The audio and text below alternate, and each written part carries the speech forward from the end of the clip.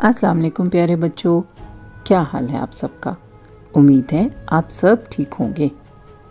قرآن تو آپ سب پڑھتے ہیں، پر کیا آپ کو سمجھ بھی آتا ہے؟ نہیں آتا۔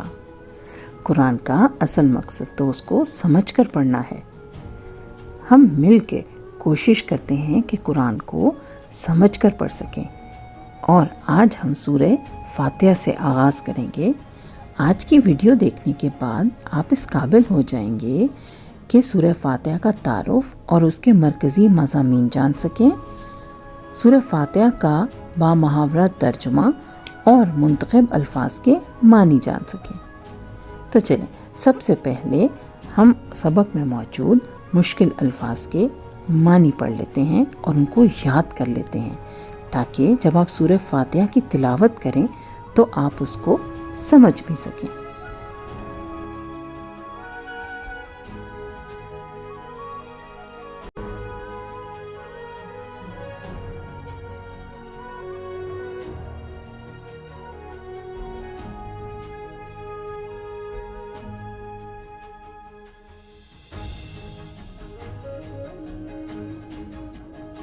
کیا آپ نے کبھی غور کیا سورہ فاتحہ میں کتنے الفاظ ہیں؟ ویڈیو آخر تک دیکھیے گا، اس سوال کا جواب آپ کو مل جائے گا۔ سورہ فاتحہ کے بارے میں اہم معلومات جاننے سے پہلے قاری صاحب سے سورہ فاتحہ درست تلفظ کے ساتھ سن لیجئے اور ساتھ ساتھ تلاوت بھی کیجئے، تاکہ آپ اچھے طریقے سے سورہ فاتحہ کی تلاوت کرنا سیکھ سکیں۔ الحمد للہ رب العالمین الرحمن الرحیم مالک یوم الدین ایاک نعبد وإياك نستعين اهدنا الصراط المستقيم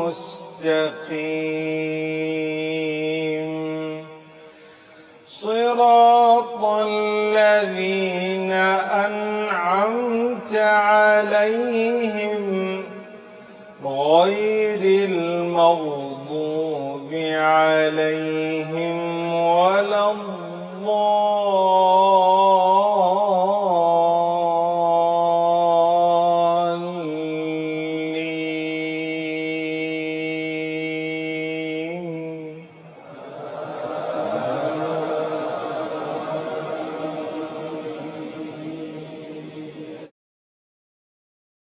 جزاک اللہ۔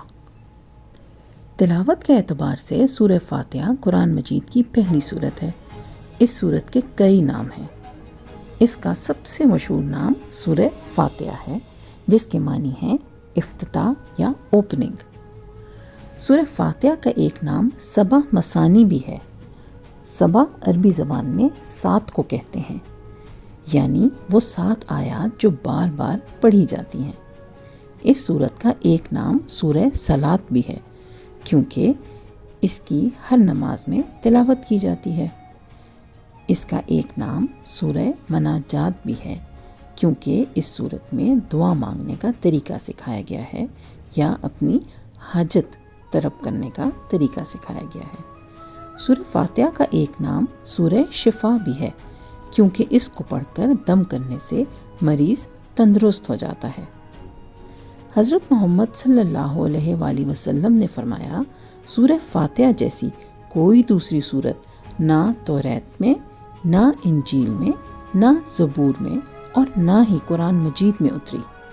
یہ حدیث مسند احمد کی 8682 حدیث ہے۔ حضرت محمد صلی اللہ علیہ وآلہ وسلم کو 2 ایسے نور دیے گئے جو آپ صلی اللہ علیہ وآلہ وسلم سے پہلے کسی کو نہیں دیے گئے، یعنی سورہ فاتحہ اور سورہ بقرہ کی آخری 2 آیات۔ یہ صحیح مسلم کی 806 نمبر حدیث ہے۔ ایک مرتبہ حضرت سعید ابو خدری رضی اللہ تعالیٰ عنہ نے سورہ فاتحہ پڑھ کر سانپ کے ڈسے ہوئے شخص پر دم کیا تو وہ تندرست ہو گیا۔ یہ صحیح بخاری کی حدیث نمبر 5736 ہے۔ صحیح مسلم اور صحیح بخاری احادیث کی کتابوں کے نام ہیں۔ سورہ فاتحہ کا مرکزی خیال دعا مانگنے کا طریقے کی تعلیم ہے۔ اس صورت میں بندہ اللہ تعالیٰ کی تعریف اور شکر ادا کرتا ہے، اپنی بندگی کا اظہار کرتا ہے اور اللہ تعالیٰ سے ہدایت پر استقامت کی دعا مانگتا ہے۔ سورہ فاتحہ میں اللہ تعالیٰ سے صراط مستقیم یعنی سیدھے راستے پر چلنے کی دعا مانگی جاتی ہے۔ صراط مستقیم ان لوگوں کا راستہ ہے جن پر اللہ تعالیٰ نے انعام فرمایا ہے۔ سورہ فاتحہ صراط مستقیم پر چلنے کی دعا ہے اور پورا قرآن مجید اللہ تعالیٰ کی طرف سے اس دعا کا جواب ہے۔ سورہ فاتحہ قرآن مجید میں سب سے زیادہ فضیلت والی سورت ہے، کیونکہ اس کی فضیلت خود قرآن مجید میں بیان ہوئی ہے۔ ارشاد باری تعالیٰ ہے، اور یقیناً ہم نے آپ کو عطا فرمائی بار بار دہرائی جانے والی 7 آیات اور عظمت والا قرآن۔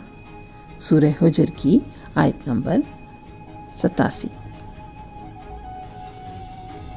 چلیے چھوٹی سی دہرائی کا وقت آ گیا۔ دہرائی میں چند سوالوں کے جواب مجھے آپ دیجیے گا۔ سورہ فاتحہ کو اور کن ناموں سے جانا جاتا ہے؟ عربی زبان میں 7 کو کیا کہتے ہیں؟ صحیح مسلم اور صحیح بخاری کون سی کتابیں ہیں؟ سورہ فاتحہ کا مرکزی خیال کیا ہے؟ تو چلیے، اگر آپ 6ٹھی جماعت میں پڑھتے ہیں تو جلدی سے اپنی ترجمۃ القرآن کی کتاب لے آئیے۔ آپ کی کتاب کے صفحہ نمبر 8 اور 9 پر سوال نمبر 1 اور 2 کو کتاب پر ہی حل کر لیجئے، تاکہ جب آپ کو جماعت میں یہ سبق پڑھایا جائے گا تو آپ کا کام پہلے سے ہی مکمل ہوگا، ہے نا؟ اچھی بات۔